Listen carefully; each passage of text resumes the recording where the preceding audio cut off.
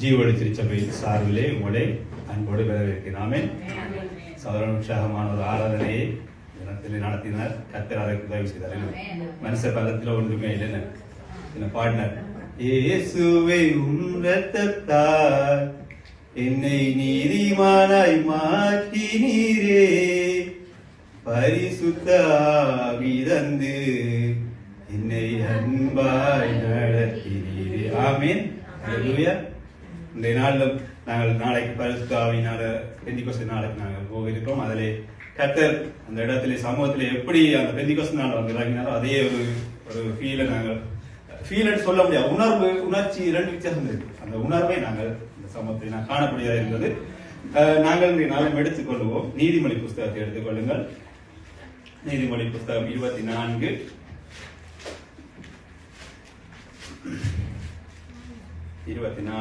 அதில் 16வது வசனம் ஏ பகுதி மட்டும். நீதிமொழிகள் 24 784 பகுதியில் இருக்கிறது. யார் உலகத்தை வாசிப்பீங்க? ஒரு ஆள் அப்படியே ஞானத்தை அறிந்து கொள்வது. 24 16 நீதிமான் 7 தடவை விழுந்தாலும் திரும்பவும் எழுந்திருப்பார். ஆமென். நீதிமான் 7 தடவை விழுந்தாலும் திரும்பவும் எழுந்திருப்பார். ஆமென். நிச்சயமாக கர்த்தர் எங்களை நீதிமான்களாய் இந்த சமூகத்துக்கு அழைத்திருக்கிறார். என்ன? ஆமென். அதாவது இயேசு கிறிஸ்து எங்களுக்காக சிலுவையிலே எல்லா அநேக பாடுகளை, அதுக்கு சிலுவை என்று சொல்ல முடியாம அதற்கு முன்பதாகவே அநேக நெருக்கங்கள், பாடுகளை, கஷ்டங்களை அவர் கண்டார். ஏன்னு சொன்னால் அங்கே இயேசு கிறிஸ்துவை திருடனை போல அவர்கள் கைது செய்தார்கள். என்ன? திருடர்களை போல கைது செய்து கொண்டு போனார்கள். அதே போல அங்கே அவரை விசாரிக்கும்படி அநேக இடங்களுக்கு அழைத்து கொண்டு சென்றார்கள். இப்ப எங்களை யாராவது அப்படி அழைச்சு போனா எங்களுக்கு அப்படி இருக்கும், சலிப்பா இருக்கு. ஒரே இடத்துல முடிப்போம் இல்லை, அவங்க சும்மா எடுத்துட்டு போறாங்க. என்ன? அப்ப அப்படி ஒரு சலிப்பா இருக்கு. அதே போல அங்கே அவர்களை திட்டுகிறவர்கள், நிந்திக்கிறவர்கள் அநேகம் இருந்தார். ஏன்னு சொன்னால் ராஜான்னு சொன்னோன்னு அங்கே இருக்கிற எல்லாருமே குழம்பிட்டாங்க. என்ன தானே ராஜான்னு சொல்லுகிறாரு. அப்ப அதுல அநேக பேர் அவரை திட்டி தீர்த்தார்கள். எவ்வளவுதான் பேச முடியுமோ பேசினார்கள், காரி துப்பினார்கள். சரி, அது முடிஞ்சதுன்னு பார்த்தா அதே போல அந்த பார சிலுவையை அவர்கள் சிலுவை சுமக்க வைத்தார்கள். அந்த சிலுவையை சுமந்து கொண்டு வந்தார்.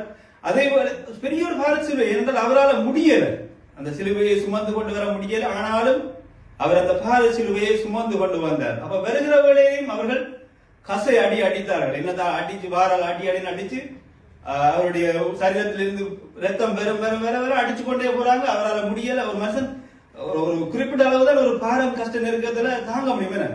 அப்ப அதை எல்லாவற்றையும் மேலாக இயேசு கிறிஸ்து அவ்வளவு பாரம் நெருக்கத்தோடு, ஏனென்றால் அவர் அந்த கெர்சன மலையில ஜெபிக்கும் போதே அவருடைய சரீரத்திலிருந்து ரத்தம் வந்ததாக நாங்கள் படிப்போம், அமைப்பத்தில் இருக்கிறது. அப்ப பாருங்கள், இவ்வளவு ஒரு கொடூரமான நெருக்கம். ஏன்னு சொன்னால் எங்களுடைய பாவம். அப்ப அந்த பாவங்கள் எல்லாவற்றையும் சுமந்து கொண்டு ஒரு ஆட்டுக்குட்டியானவர் இவ்வளவு மௌனமாய் அந்த சிலுவையை சுமந்து கொண்டு போனார். ஏன்? நமக்காக. ஆமென். அப்ப அந்த சிலுவையை சுமந்து கொண்டு போக பாருங்க, அவரை பெற்ற தாய், அவருடைய கற்பத்திலே சுமந்த தாய் அங்கே எவ்வளவு மனவேதப்பட்டிருப்பார். அவருடைய தகப்பன் அவரை எல்லா நேரங்களும் விளையிலும் சரி, எல்லா இடங்களிலும் சரி, அவர் சுமந்த தகப்பன் எவ்வளவு வேதனைப்பட்டிருப்பார். இப்ப பாருங்கள், அதை விட பரலோக தகப்பன் எவ்வளவு வேதனைப்பட்டிருப்பார் பாருங்க. என்னுடைய மகன் பாரு எவ்வளவு துன்பப்படுகிறான், பாடுகளை அனுபவித்துக் கொண்டு யாருக்காக? ஆமென். சபையாகிய எங்களுக்காக. அல்லேலூயா. அப்ப எங்களை மீட்டுக் கொள்ளும்படியா அவர் தன்னுடைய தன்னையே ஒப்பு கொடுத்தார். பாருங்கள், ஒரு காரியம் இவ்வளவு நெருக்கத்தை எங்களுக்காக இயேசு கிறிஸ்து செய்தார். அதே போல அங்கே சிலுவையிலே அவர்கள் அறைந்த வேளையிலே பாருங்கள், கரங்களிலே ஆணி பாய்கிறது, சரித கால்களிலே ஆணி பாய்கிறது, தலையிலே கிரீடம் வைக்கிறார்கள், அது முள்முடி வைக்கிறார்கள், பேர் எழுதி வைக்கிறார்கள், இவன் நசரேயனாகிய இயேசு கிறிஸ்து சொல்லி எழுதி வைக்கிறார்கள். அதே போல அப்பவும் அவருக்கு தண்ணீர் தாகம் ஏற்படுகிறது, பசி. இந்த நாட்களாக அலைஞ்சு செஞ்சிருப்பாங்க. கொண்டு போய் ஒரு கைதியை எடுத்து கொண்டு போனா உங்களுக்கு என்ன நல்ல பிரியாணி சாப்பாடு தந்து கொண்டு போறாங்க இல்லை. அப்ப அவ்வளவு நெருக்கத்தின் மத்தியிலேயும் அவர் சிலுவையை தொங்குகிறார். அங்கேயும் அவர் மௌனமாக இருக்கிறார். அப்பவும் அவர் சொல்லுகிறார், இந்த ஜனங்களுக்காக இவர்கள் செய்கிறது அறியாது செய்கிறார்கள் சொல்லி கருதப்பட்டார். ஏன்? நமக்காக. ஆமென். ஏன் இதெல்லாம் இந்த கஷ்டம் துன்பத்தை எல்லாம் அனுபவிச்ச நம்மை நீதிமானாய் மாற்றும்படியா. நான் வாச்சமல்ல, ஒரு நீதிமான் 7 தடவை விழுந்தாலும் அவன் எழுந்திருவான். எதனால? இயேசு கிறிஸ்துவினுடைய பரிசுத்த இரத்தத்தினாலே. இப்ப நாம இன்றைய நாள்ல நீங்கள் பாருங்கள், பாஸ்டர் அழகாய் படிப்பிச்சார். கிறிஸ்தவர்கள் சொன்னா எல்லாருமே கிறிஸ்தவர்கள் என்று சொல்ல முடியாது. யாரெல்லாம் கிறிஸ்துவுக்காக பாடுபடுகிறார்கள், யாரெல்லாம் கிறிஸ்துவை போல இருக்கிறார்கள். ஆமென். கிறிஸ்துவுடைய சாயல். இன்னைக்கு சபையில நீங்க ஒரு காரியங்களை ஏதாவது ஒரு காரியத்தை பேச முடியுமா? கிறிஸ்துவின் சாயல் யாராவது நீங்க எல்லாருமே மனுஷர் தான். ஆனால் ஒரு காரியத்தை ஏதாவது ஒரு காரியத்தை உதாரணத்துக்கு நடைமுறைகளோ குணாபுரங்களோ வேண்டாம், பாஸ்டரை சொல்லுறான்னு வைங்களேன், அதை கேட்டு அதன்படி ஒழுங்குறதுக்கு யாராவது ஒரு நீதிமான்? அங்கே பரிசுத்த வேதாகம் சொல்கிறது மனுஷர் பாவங்களில் நிறைஞ்சு போயிருக்காங்க, ஒரு நீதிமானை கூட காண முடியல அந்த மனுஷர்களை மீட்கும்படி. அப்ப அவ்வளவு ஒரு இன்னலான காரியங்கள். நாம சபையுடைய காரியங்களை பார்க்கிற பொழுது மிகவும் வெக்கமா இருக்கு. என்னண்டா இவங்களோட பேசலாமா, இவங்களோட கதைக்கலாமா? அப்ப இயேசுவின் சாயலாக நீங்க இருப்பீங்கன்னு சொல்லி சாட்சியா இருப்பீங்கன்னு சொல்லி தான் வேதம் சொல்லுது. அப்ப அதுக்காக தான் உங்களையும் நீங்க தெரிந்து கொண்ட கருத்து. நாங்கள் இயேசு கிறிஸ்துவின் சாயல் இருக்கிறோமா? என்னையும் தான் சொல்லுது. எங்களுடைய முறுமுறுப்பு மீறலான பேச்சுக்கள் அன்றைக்கு நாங்கள் சொல்லுறோம், இஷ்டவேல் ஜனங்கள் நடந்து போய் அவங்க எல்லாம் முறுமுறுத்தார்கள், சாப்பாட்டுக்கு அடிபடுவாங்க. நாங்க என்ன செய்கிறோம்? உண்மையா இதயத்தை சொல்லுங்க. நீதிமான்களாய் தெரிந்து கொள்ளப்படும் எல்லாருமே நீதிமான்களாக தெரிந்து கொள்ளப்பட்டிருக்கோம். ஆனால் அவர் பாஸ்டர் தான் சொன்னார், நீங்கள் எல்லாரும் தெரிவிக்கப்பட்டிருக்கீங்க. அங்க எக்கலோசியான்னு சொல்லி அவர் பிரித்தெடுத்திருக்கிறார். அதை யாரெல்லாம் அவருக்காக உண்மையா இருக்கிறீங்களோ, ஏன்னா நாங்க உலகம் பார்க்கிறோம், ஒரு ப்ரோக்ராம் வந்தா நாம மேடையில ஏறி பாடணும், துதிக்கணும், அதெல்லாம் ஐயா. நாங்க கிறிஸ்துவின் சாயல்ல இருக்கும்படியாகத்தான் அவர்களை நீதிமான்களை தெரிந்து கொண்டார். இன்னைக்கு நீங்க பாருங்க, சபையில ஒரு சில சபை பிள்ளைகள் பாருங்க, எப்ப பார்த்தாலுமே அழுது கொண்டே இருப்பாங்க. வசனம் சொல்லுது நீதிமான் விழுந்தாலும் விழுந்திருப்பான்னு சொல்லப்பட்டிருக்கு. எப்ப பார்த்தாலுமே அழுது கொண்டு இருப்பாங்க. இதுக்காகவே பாஸ்டர் ஒழிச்சு விட முடியாது. இவங்க எப்ப பார்த்தாலும் அழுக, பாஸ்டர் அது சரியில்லை, இது சரியில்லை, அங்க போகுது, இங்க போயில. இதுதான் எங்களுடைய நீதிமான்களுடைய கதை. நீதிமானுடைய ஜெபம் கேட்கப்படும். உங்களுக்கு ஒரு காரியம் குறைவுகள் இருந்தால், ஒரு பிரச்சனை இருந்தால், கர்த்தரே நீங்க அதுக்கு செய்து கொடுங்க, அல்ல அதை உங்களுக்கு சித்தமான நிறைவேற்றுங்கள் சொல்லுகிற வேளையில கர்த்தர் செய்வார். இன்றைக்கு அநேக நீதிமான்கள் சபையில இல்லை. ஏனென்றா கேட்டா சொல்லுவாங்க அது ஒன்று நடக்கல, நிறைவேறல. ஏன்னா நீங்க ஜெபிக்கலையே உங்களோட தேவைக்கு. அன்றைக்கு லெனின் சொன்னார், உனக்கு ஒரு தேவை இருந்தா நீ வீட்டுல இருந்து ஜெபிச்சுக்கொள், அதை கர்த்தர் நிறைவா செய்வார். நீ போய் ஒருவருடைய காலில் போய் ஓகே பாஸ்டருடைய காலில் போய் நாங்கள் மண்டாடி நிற்கிறது ஏனென்றால் அவர் எங்களுக்காக பரிந்து பேசுகிறபடினால. எப்படி இயேசு கிறிஸ்து பிதாவிடம் பரிந்து பேசுகிறார், அதே போல போதகர்களுக்காக பரிந்து பேசுகிறார். அப்ப நாங்கள் நீதிமான்களாக தெரிந்து கொள்ளப்பட்ட நாங்கள் கர்த்தரிடம் ஜெபிக்கிற வேளையில கேட்கிற வேளையில அவர் நிச்சயமாய் தருவார். ஆமே. நாம ஒருபோதுமே சோர்ந்து போவது. நாம 7 தடவை ஒரு தடவை விழுந்த உடனே நாங்க அழுது கொண்டிருக்கோம் குழந்தை பிள்ளை மாதிரி. ஐயோ என்ன கொடுமை என்று. எங்கட பிள்ளைகளும் நாம பிள்ளைகள் கொஞ்சம் விழுந்தோடு விரட்டும். அதுக்குதான் அது உற்சாகமாய் அதுக்கு தன்னுடைய தென்புல இருக்கு. எல்லாடிக்கு அடிக்கடி பாஸ்டருக்கு குணாவதற்கு நாளைக்கு கால் பண்ணணும், பாஸ்டர் இது அது. ஆமே. அப்ப நீதிமான்களாய் தெரிந்து கொள்ளப்பட்ட நாங்கள் மற்றவர்களுக்காக ஜெபிக்கிற விட்டு எங்களுக்காக நாங்க ஜெபிக்க வேண்டிய நிலைமையில இருக்கிறோம். இல்ல 7000 தடவை விழுந்தாலும் அதே இல்லாம. அப்ப பாருங்க எங்களுடைய சபையோட நிலைமை எப்படி இருக்கு. அங்கே கர்த்தர் தெரிந்து எங்களுக்காக எல்லாவற்றையுமே சிலுவையில் செய்து முடித்தார். நீங்கள் சபையாகிய கர்த்தர் தலையா இருக்கிறார், நாங்கள் சரீரமாய் இருக்கிறோம். அப்ப ஒரு கர்த்தருடைய சரீரமா இருந்து கொண்டே எப்பவுமே ஒரு குழம்பலா இருந்தா இந்த நிலைமை. ஆமே. கர்த்தர் உங்களுக்கு என்ன எல்லாவற்றையுமே அவர் செய்வார். ஏன்னு சொன்னா நீங்க விழுகிற போது ஒரு நாளும் சோர்ந்து போகாதீங்க.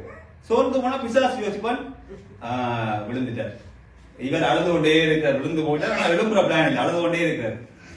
எப்ப பார்த்தாலும் பின்மாற்றமா, அது நடக்காது, அது கிடைக்காது, வராது, போகாது. இதான் எங்களுடைய நீதிமான்களுடைய கதை.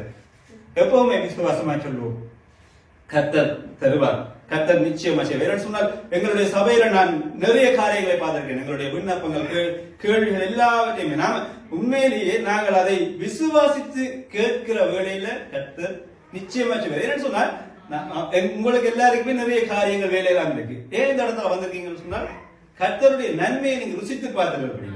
ஆமென். நீங்கள் எத்தனையோ தடவை விழுந்திருப்பீங்க.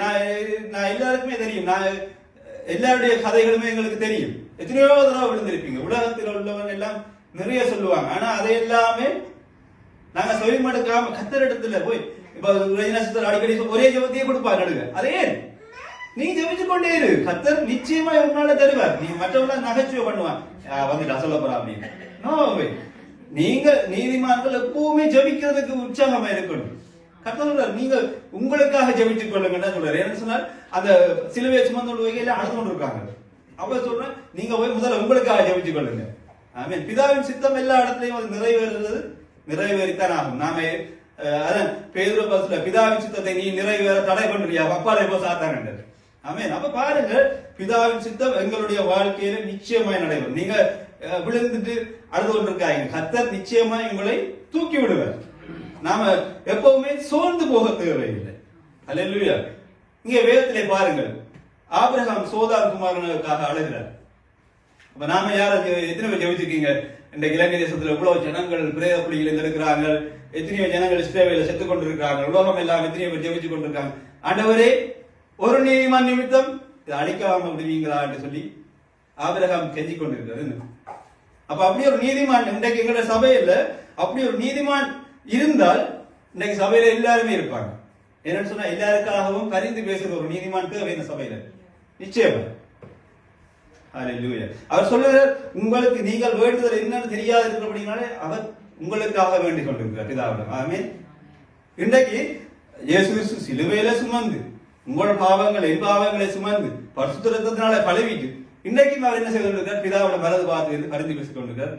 இவர்களுக்கு தெரியாமல் செய்கிறார்கள், தெரிந்து இவர்களுடைய தேவைகள் இப்படியா இருக்கிறது, நீங்கள் ஆண்டவர் பிதாவை இதை நிறைவேற்றி கொடுங்கள், உன் சித்தப்படி செய்யுங்கள் சொல்லி அநேக காரியங்களை உங்களுக்காக எனக்காக பரிந்து பேசிக்கொண்டே இருக்கிறார். ஒரு காரியம் கைகூடி வர வேணும்னு சொன்னா கர்த்தருக்காக காத்திருங்க. ஆமே. நீங்க ஒரு தடவை விழுந்துட்டீங்கன்னு சொன்னா அதை குறித்து புலம்பிக் கொண்டிருக்காதீங்க. மற்றது சபை தேடுதலை விட்டு விடாதீங்க, போங்க. கர்த்தர் நிர்ணயித்த நாள் ஒன்று உண்டு. ஆபிரகாமுடைய வாழ்க்கையில பாத்தீங்களா, அது அவர் நிர்ணயித்த நாள் உண்டு. இன்றைக்கு இவ்வளவு நெருக்கம் அநேகர் சொல்லுவாங்க, இஸ்மவேலுடைய பகுதிகளை சுற்றி சொல்லுவாங்க. கர்த்தருக்கு காத்திருக்கிற வேளையிலே அங்கே அவர் உயர்த்தப்பட்டார். ஆபிரகாமை சாராளை பார்த்து எத்தனை பேர் நகைச்சுவை செய்திருப்பாங்க, கீழே விழுந்துட்டாங்க, இவங்க பிள்ளைகள் இல்லை, அது இதெல்லாம் நிறைய காய்ச்சிருப்பாங்க. என்ன நாடோடி மாய் அலைஞ்சு. ஆனா கர்த்தர் சொன்னபடி அவர் கேட்டார். இன்றைக்கு ஆபிரகாம் நீதிமானாக தெரிகிறார். ஏன் நீதிமானாக தெரிகிறார் சொன்னால், அங்கே மக்களுக்காக பரிந்து பேசினபடினார். ஆமென். அப்ப பாருங்க, எங்களுடைய வாழ்க்கையிலே நாம பரிந்து பேசுகிற வேளையிலே கர்த்தருக்காக பரிந்து பேசுகிறது, நீங்க மற்றவர்களுக்கு நீதிமானாய் தெரிகிறீர்கள். என்னன்னு சொன்னால், இன்னொரு காரியத்தை பாருங்க. நன்றா சொன்னால், தானியலுடைய வாழ்க்கையில பாருங்க, தானியம் தன்னோட இருக்கிறவர்களுக்காக ஜெபிக்கிறான்.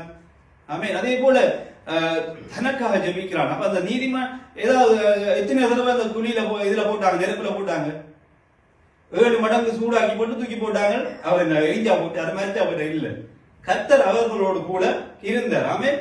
அப்ப அந்த நீதிமானையும் கர்த்தர் பாதுகாத்தார், உங்களையும் பாதுகாப்பார் நிச்சயமா.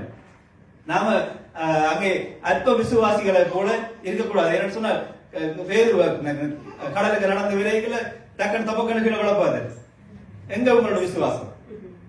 ஆமே. அப்ப தூக்கி விடுற கர்த்தர் தூக்கி விடுவார். ஆனால் நீங்க உங்களுடைய வாழ்க்கையில நம்பிக்கை வேணும், விசுவாசம் வேணும். ஆமே. ஹல்லேலூயா. சங்கீதம் 92:12 இருக்காங்க.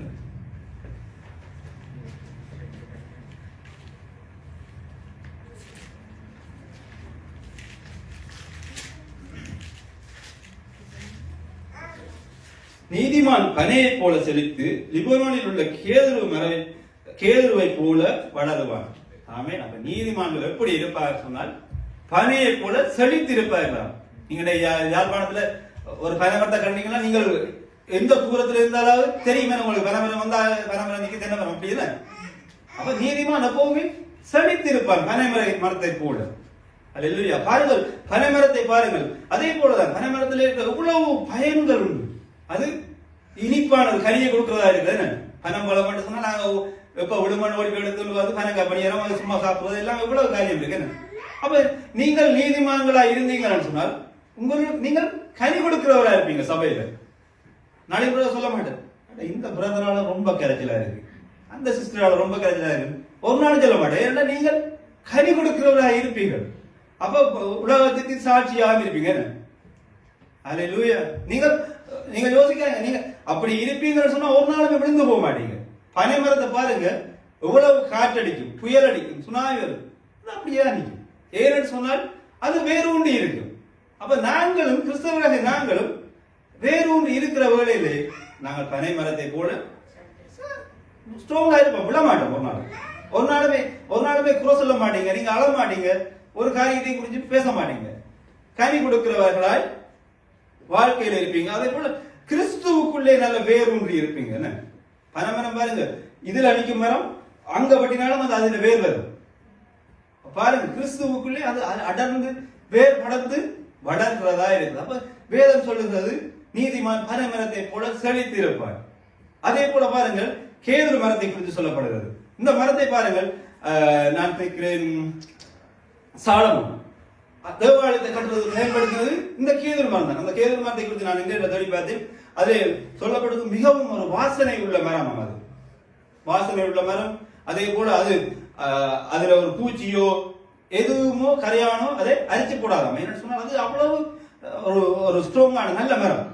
அப்ப கிறிஸ்தவர்களாய் நாங்கள் அப்ப பாருங்க, அந்த மரம், அதாவது அந்த மலை மேல அந்த மரம் வளர்ந்துருக்குமா, அதுக்கு கீழே நிறைய பேர் வெயில் வந்து சொன்னா ஓடி போய் அந்த நிழல்ல இருப்பாங்களாம்.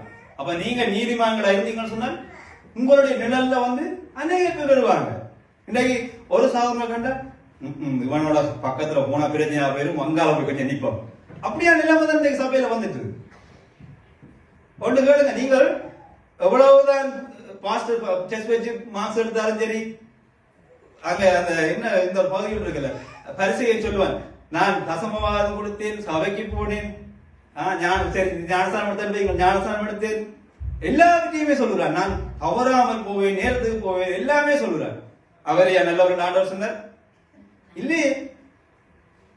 ஒருத்தன் பார்த்து சொன்னான், அடுத்தவன் பார்த்து சொன்னான், இந்த பாவியாகி என்னை மன்னியும் ஆண்டவர் என்றார். முடிஞ்சு அவன் தான் நன்மையை பெற்று போனான். இவர் விழுந்து உபவாசம், காணிக்க, தசமவாதம் எல்லாத்தையும் மணி கொடுத்தார். ஆனா வாழ்க்கையில கிறிஸ்துவை போல இல்லை, கிறிஸ்துவின் சாயம் இல்லை. அவ பாருங்க, இந்த கேதுரு மரம் எல்லாருக்குமே நிழல் கொடுக்கிற ஒரு மரமாய் இருக்கிறது. அப்ப நாங்க சபையில எப்பவுமே மற்றவர்களுக்கு துணை கொடுக்கிறவர்களாய் ஒருவர் அதன் வசனம் சொல்லு, ஒரு சரீரம் காயப்பட்ட இன்னொரு சரீரம் கவலைப்படுது. அப்படி எல்லாமே இருக்கும். இன்றைக்கு ஒரு சகோதரி விழுந்துட்டாங்க, இவாக்கு தேவைதான், விழுந்ததுக்கு காயம் காணாது. அப்படித்தான் நான் சொல்றேன், இந்த பணியாளர் விழுந்தோட மாடு வரைக்கும் வச்ச மாதிரி. அப்ப அப்படியான நிலைமை நாம மனம் திரும்பணும், மாறணும், மற்றவர்களுக்கு நிலம் கொடுக்கிறவரா இருக்கணும். ஒரு காரியத்தை சொல்றார், நடைமுறை ஒரு காரியம் சொல்ற, உங்களுக்கு நம்பி சொல்லணும். இவனுக்கு சொன்னா இவன் அந்த காரியத்தை சரியா செய்வான். எங்களையெல்லாம் சொல்ல மாட்டேன், நடைமுறை என்ன நான் நல்லா லேட்டா வரும்னு தெரியுமா இருக்கு. அப்ப பாருங்க, உங்களை பயன்படுத்த கர்த்தர் உங்களை பயன்படுத்த நாங்கள் அந்த கேதுரு மரத்தை போல, பனை மரத்தை போல நாங்கள் பலன் உள்ளவர்களாக இருக்கணும். பனை மரத்துல பாருங்க, ஏதாவது ஒரு கழிவு இருக்கா இல்ல, எல்லாவற்றையுமே பயன்படுத்துவாங்க. அதே போல அந்த கேதுரு மரம் மிகவும் வாசனை தரும் மரமா இருக்கு. பாருங்க, நீங்க சுகந்த வாசனை எங்கே இருக்கோ அங்கே கர்த்தர் உலாகிறவராக இருக்கார். ஹல்லேலூயா, ஹல்லேலூயா. நாங்கள் ஒரு மிகவும் கர்த்தர் எங்களுக்காகத்தானே எல்லாவற்றையும் செய்தார் சிலுவையில். இல்லாட்டிக்கு அவர் பேசாம இருந்திருக்கலாமே. பிதா நீதியின்படி எல்லாரையும் அழைச்சு போட்டுக்கலாம். ஆனால் எங்கள் மேல அன்பு கொண்டபடினாலதான் இவ்வளவு காரியத்தையும் செய்தார். நாங்கள் சபையில சில வழியில பார்க்கிற வழியில ஆரம்ப காலத்துல 60-70 குடும்பங்கள் இருந்துச்சு. இன்றைக்கு விரலணி கொடுக்க இத்தனை சகோதரம் இத்தனை சகோதரியம், அவ்வளவுதான் முடிஞ்சு கணக்கு. எங்கே அந்த நீதிமான்கள் எல்லாம்? எல்லா நீதிமான்களும் ஒவ்வொரு குறைகள் காரணங்கள் சொல்லிட்டு பாய் பாய் ஓடிட்டாங்க. இன்னைக்கு சபையும் இல்லை, சபை கர்த்தருடைய சரீரத்தோட இணைந்தில்லை. சபை என்றாலே சரீரம் தான், கர்த்தருடைய சரீரம் தான். துதி இல்ல, ஆராதனை இல்லை. இன்னைக்கு வேடிக்கையான விடியம் சொன்னால் வீட்டை இருந்தே திருவிழுந்து. அப்ப என்ன நிலைமையில இருக்கீங்க? கர்த்தருடைய சமூகத்துல நீங்க மற்றவர்களுக்கு பிரயோசனமான ஒரு பாத்திரமா இருக்கீங்க. இன்னைக்கு குணாபுர ஒரு உதவிய ஒரு சாதனை போய் கேட்க போ பயமா கிடக்கு. மாட்டேன்னு சொல்றானோ, வேண்டாம்னு சொல்றானோ, எல்லாட்டிக்கு நபர் இல்லையே, இவர கேட்கறீங்க, என்ன கேட்கறீங்க? அப்படித்தான் கேள்வி. இன்னைக்கு ஒரு சதம் காசு கொடுத்த ஒரு சாமான் வாங்கினாலும் அதுக்கு கணக்கு. கடவுளே, கர்த்தர் எவ்வளவு ஆசீர்வாதத்தை உங்களுடைய என்னுடைய வாழ்க்கையில எண்ணிலடங்காத ஆசீர்வாதத்தை தந்திருக்காரு. நாங்க பாடினோம், என்ன நீதிமானாய் தெரிந்து கொண்டிருந்தே பரிசுத்த ஆவியினால் நிரப்பினேன். அப்ப பரிசுத்த ஆவியின் நிரப்புதல் இருந்தா நாங்கள் அப்படி இருப்போமா? இல்லைன்னு. ஹல்லேலூயா. நாங்கள் எங்களுடைய வாழ்க்கையில முதலாவது துர்க்குணங்கள், பொறாமை, கோபம் கொள்ளுதல், எரிச்சல் கொள்ளுதல் எல்லாத்தையும் தூக்கி குப்பையில போடுவோம். ஏன்னா இவை ஒன்றுமே எங்களை நீதிமான வாழ விடாது. ஆமே, நாம பாருங்க, முந்திரிய மரத்துல பாருங்க, கிரேப்ஸ் மரத்துல எல்லாத்தையும் தேவையில்லாத பகுதி எல்லாத்தையும் பட்டி அகற்றிடுவாங்க. அகற்றியலன்னு சொன்னா கிறிஸ்தவ வாழ்க்கையில நீங்க பாருங்க, உங்களுடைய நேரத்தை கொடுக்குறீங்க. இப்ப மேற்கட்டு நீங்க வாரீங்க போறீங்க, உங்களோட நேரத்தை கொடுக்குறீங்க, சாப்பாடு செய்து வாரீங்க, போதாக்கலைக்கு பாருங்க, எத்தனையோ காரியங்களை கிறிஸ்துவுக்காக கொடுப்பீங்க. ஆனால் முக்கியமான காரியத்தை நாங்க விட்டுடுறோம். ஒருவருக்கு ஒரு அன்பா இருக்கணும், நேசிக்கணும். ஏன் கிறிஸ்து வந்தார்? எங்கள் மேலே அன்பா இருக்கிறபடிதான். அப்ப நாங்க என்ன செய்யறோம்? ஒருவர் மேல ஒருவர் எரிஞ்சு விடுகிறோம். கிறிஸ்தவர்களை பார்த்தாலே பயமா இருக்கு. இந்த மோத்தை பார்த்தாலே ஐயோ, சிலவோட கொஞ்சம் பொல்லாதவன இருப்பான, உங்களோட கதைக்க கூடாது. உங்களோட ஒரு காரியத்தை இன்னொரு சகோதரன் எனக்கு இப்படி கஷ்டமா இருக்கு, நான் சொல்ல முடியாத கஷ்டத்தையும் கூட சொல்லுவான் ஒரு கிறிஸ்தவன். நீங்க நீதிமானா இருக்கிறவர்கள். ஆபிரகாம் சொல்லி இருக்கலாம், சோதோகுமோரா ஏற்கனவே கெட்டு போய் கிடக்கு, சனமெல்லாம் சரியில்லை, அங்க பாவம் செய்கிறாங்க, விபச்சாரம் செய்யறாங்க, திருமணம் அப்படி எல்லாம் செய்யறாங்கன்னு சொல்லி ஆண்டவரை கூட சித்தப்படி செய்யுங்கன்னு சொல்லிக்கலாம். ஆனால் பரிந்து பேசுகிறான் ஒரு நீதிமான. அப்ப நாங்கள் ஒரு சுகந்த வாசனமா இருக்கிறோமா? இல்ல, நாம எங்களுக்குள்ளேயே நிதானிப்போம். நாங்க ஒருவர் நியாயம் செய்யறதுக்கு எங்களுக்கு தகுதி இல்லை. நாங்கள் எங்களுக்குள்ளேயே நாங்கள் நியாயம் செய்து கொள்வோம். அப்ப அந்த பாருங்கள், அந்த பனை மரத்தை போல, கேதுரு மரத்தை போல நாங்கள் பயனுள்ளதா. ஏனென்றால் சாலமோன் அன்றைக்கு ஏன் அந்த ஆலயத்தை அப்படியா கட்டினான்னு சொன்னால், ஆண்டவர் ஆலயம் எப்பவுமே இருக்கணும், நிலையா இருக்கணும் சொல்லி, பலமா இருக்கணும் சொல்லி. நீங்கள் ஒரு கேதுரு மரமாய் பனை மரமா இந்த சபையில் இருந்தீங்கண்டா, காத்தடிச்சாலும் சுனாமி வந்தா இந்த வந்தாலும் நீங்க அசைய மாட்டீங்க.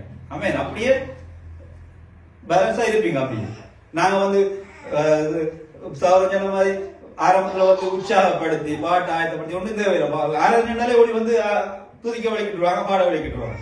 ஆமென். நீதிமொழிகள் 12 பொழுது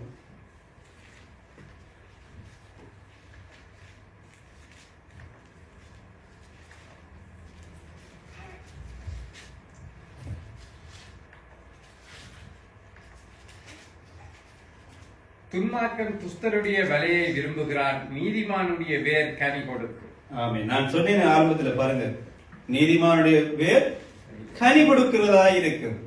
கசப்பான காடியை கொண்டு கொடுத்தாங்க ஏசுநாதர் தண்ணி கூட ஆயில இருக்கு. அப்படியெல்லாம் கசப்பான காடியை கொண்டு நீங்க இன்னொரு ஆள் கொடுக்க மாட்டீங்க. அது ஒருவருக்கு பிரயோசனம் உள்ள ஒரு கனியாக இருக்கும்.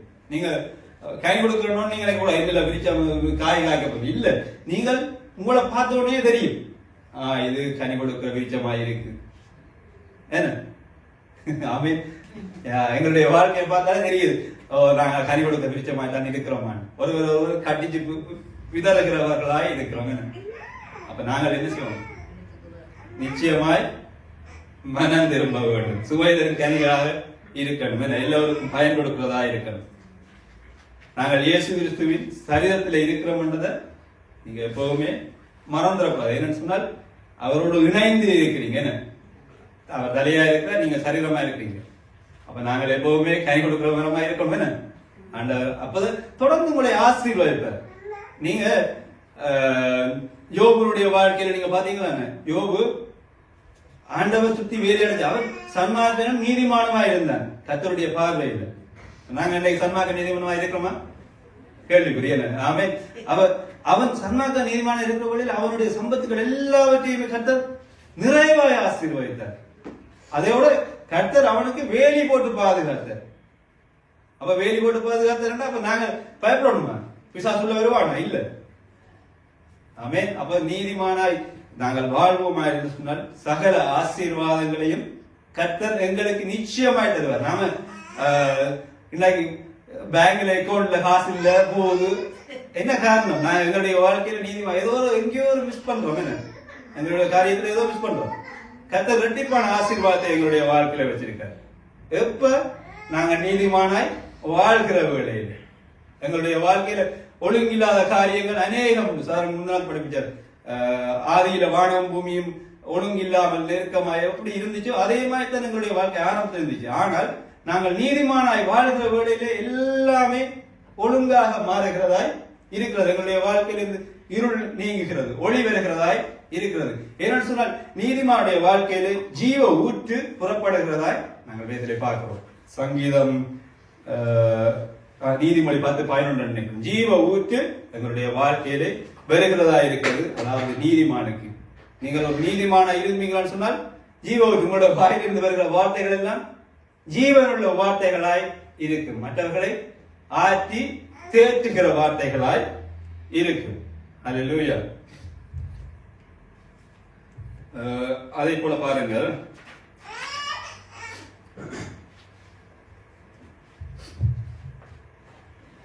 அதே போல நோவாவுடைய பகுதியை நீங்க பாப்பீங்கன்னு சொன்னால் நோவாவுடைய வாழ்க்கையில கர்த்தர் எதை சொன்னாரோ அதன்படி அந்த புயலையை கட்டினார். அவரையும் ஒரு நீதிமானை கர்த்தர் கருதினார். என்று சொன்னால் அவர் எல்லா காரியங்களையும் சரியாக செய்தார். கர்த்தர் புயலை எப்படி கட்டா அப்படியே கட்டினார்.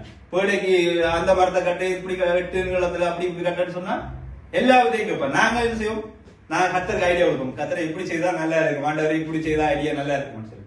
அப்ப பாருங்கள், அங்கே நோவா அப்படியாக ஒப்பு கொடுக்கிற வேளையிலே அவருடைய சந்ததியை கர்த்தர் அங்கே பாருங்கள் அவர்களுடைய சொந்தத்தை அந்த பேழையில வச்சு பாதுகாத்தார். இப்ப நாங்கள் சபையில் இருக்கிற பிள்ளைகள் நாங்கள் கர்த்தருடைய வார்த்தையை கேட்டு நீதிமானாய் வாழ்கிற வேளையிலே அவர் எல்லாவற்றையுமே சரியாக செய்வார். காலத்துக்கு ஏற்ற அங்கே பாருங்கள் அந்த பேழையை கொண்டு போய் மலை மேல உச்சத்துல வச்சிருந்தாருங்க.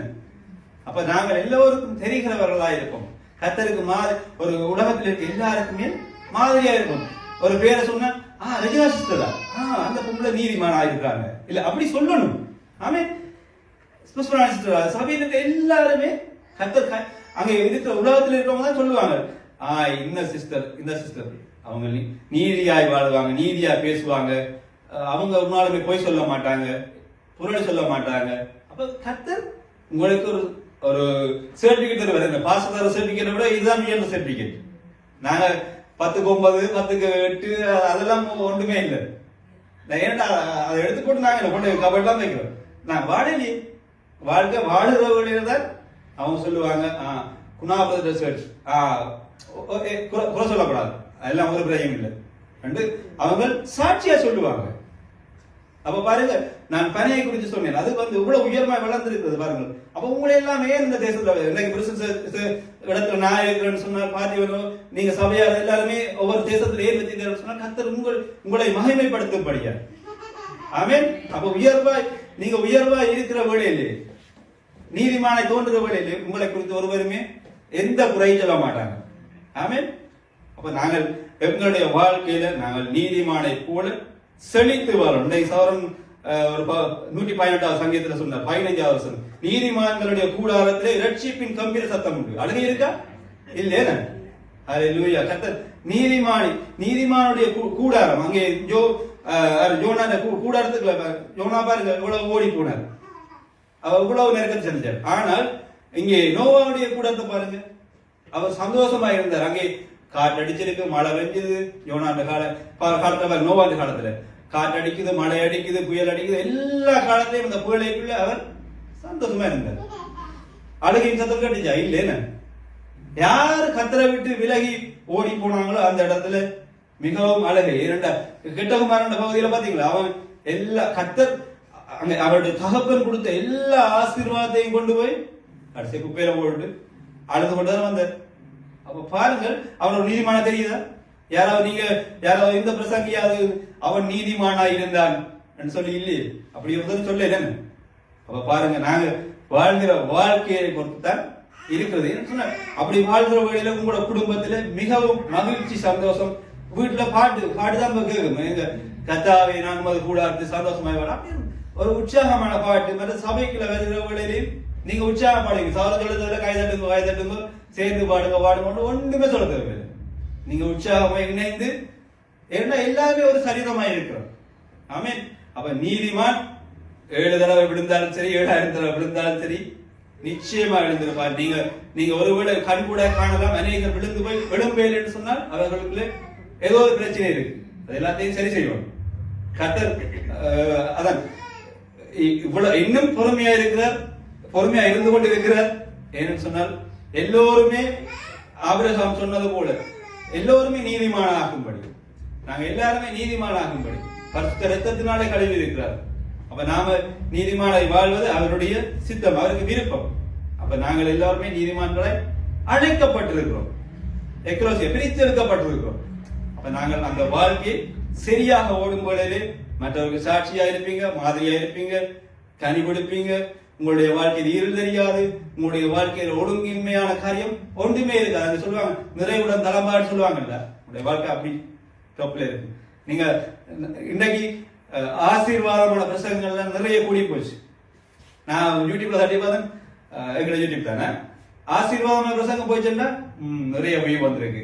யாராவது நடின் பிரதர் இல்லாடிக்கு குணா பிரதர் நீ இப்படி இருந்தால் உன்னை தள்ளி விடுவார் ஆண்டவர் சொன்னா ஒருத்தர் மட்டும் பார்க்கல. நான் இது ஒரு எங்களுடைய விசுவாசிகள் இப்படி எல்லாம் ஒரு பிரிவு பார்க்கறாங்கன்னு சொல்லி பாரு. சில வருஷமா தட்டி பார்த்தாங்க. ஆனா ஆசீர்வாதமான பிரசங்கங்கள் தான் எல்லாரும் கேட்கறாங்க. நான் அதை பார்க்க இது வச்சு பண்ணணும். இனிமே ஆசீர்வாத பிரசங்கம் தான் கொடுப்போம், எல்லாரும் கேட்பாங்க பாருங்க. அவ பாருங்க எங்களுடைய வாழ்க்கையில பாருங்க. அது இன்னொன்னு சொல்லுங்க, கண்டிப்பு இல்லாத இடத்துல ஒரு மாற்றம் இருக்கா. இன்னைக்கு ஊழியக்காரர் நோக்குனா அவர் நாங்கள் நீதிமான இருக்கிறோம். இன்னைக்கு மற்றவர்களுக்கு நீதி செய்கிறோம். எப்படி நீதி செய்கிறோம்? அவங்க கவலைப்படுகிற நீதி செய்கிறோம். அப்படிலாம் கூடாது. பாமாதிரி பிறந்த நாள் பார்த்தப்ப நான் யோசிச்சேன், அடடா எவ்வளவு நீதிமான்களாம் இருக்கிறாங்களா எங்க இடத்துல. ஒரு பெண் கணவனை இழந்து பிள்ளைகளை வளர்த்து இந்த சபையில எந்த ஒரு மாசுபடாம இருக்கிறாங்கன்னு சொல்லிக்க நீங்களாம் வந்து ஆசீர்வதிக்கணும். என்ன 70 வருஷம் ஒரு வருஷம் வாழ்றது விருதுவா? எவ்வளவு கஷ்டமான வாழ்க்கை. அதுலயும் கணவன் இழந்து எவ்வளவு பேர் குறை சொல்லுவாங்க, ரஜினாக்கா எவ்வளவு குறை சொல்லுவாங்க. ஆனால் இந்த சமூகத்துல வந்து ஒரு ஆசீர்வதிக்கிறதுக்கு உள்ளத்துல விருப்பம் இல்லை.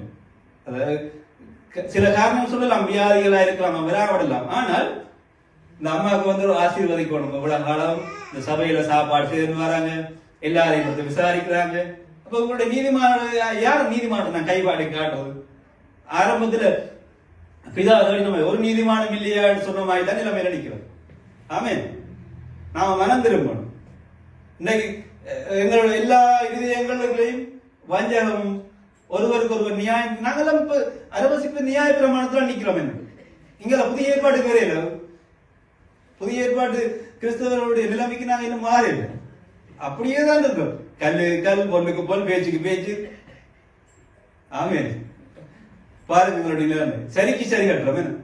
அன்றைக்கு அந்த இதுல போட்டு பாருங்க, இயேசுநாதர் கூட்டிட்டு வராங்க ஒரு பிரச்சாரம் பண்ண. இயேசுநாதர் கீழே துடிக்கொண்டு சொல்ற, நீ பரிசுத்தமான இருந்தா நீ கல்லெடுத்தறிய. அதே நிலைமை தான் இன்றைக்கு இருக்கிறாங்க. நாங்க எல்லாருமே நியாயம் தீக்கிறோம். ஆனா இப்ப இப்படி இப்படி நாங்க குற்றம் செய்யறோம். ஒரு ஆளுக்கு காட்டுறோம் இல்ல, 3 விரலுக்குள்ள தான் காட்டுது. ஒன்று கடவுளை காட்டுது, ஒரே ஒரு விரல் அவனுக்கு நீங்க குற்றம் நியாயம் தீக்க வேண்டியது. இப்ப பாருங்க, நாங்க நீதிமானுடைய வாழ்க்கையை வாழ்ந்து கொண்டு வரோம். ஆமென். நாங்க மனம் திரும்புவோம். கர்த்தர் மீண்டுமா சொல்லுறார், நீதிமான் 7 தடவை விழுந்தாலும் விழுந்திருப்பான். நீங்க விசுவாசிங்க, நீங்க எத்தனை தடவை விழுந்தாலும், எங்களுடைய வாழ்க்கையில என்ன காரியத்துல விழுந்தாலும், மக்கள் குறை சொல்லுவாங்க, பேசுவாங்க, திட்டுவாங்க, கடிப்பாங்க, தின்பாங்க. ஆனால் கர்த்தர் சொல்றார், நீ எத்தனை தடவை விழுந்தாலும் எழுந்திருப்பாய். நீ விசுவாசி. ஆமென். விசுவாசிக்கிற வேளையில நிச்சயமாய் நீ எழுந்திருப்பாய். சோர்ந்து போகாத. ஆபிரகாம் எத்தனை தடவை ஆண்டு சொல்லிருக்கார், நீ இந்த கூடாரத்தை அகட்டி கொண்டு போன்னு சொல்லிருக்க. யாராவது போவீங்க நம்மளை வீட்டை விட்டு போகல. அவர் தன்னுடைய பெஸ்ட செய்யறார். அதாவது அவர் நீதிமான இருக்கார், விசுவாசம் தந்தையா இருக்கார். ஆமென். நாங்கள் எழுந்திருப்போம். தொடர்ந்து நாங்கள் நீதியில விழாதபடி நீதிமொழிகள் அநேக நீதி புத்தகங்கள் இருக்கின்றன. வாசித்து நாங்கள் எங்களுடைய குறைகளை நிவர்த்தி செய்வோம். ஆமென். கர்த்தர் தாமே உங்களை ஆசீர்வதிப்பார்.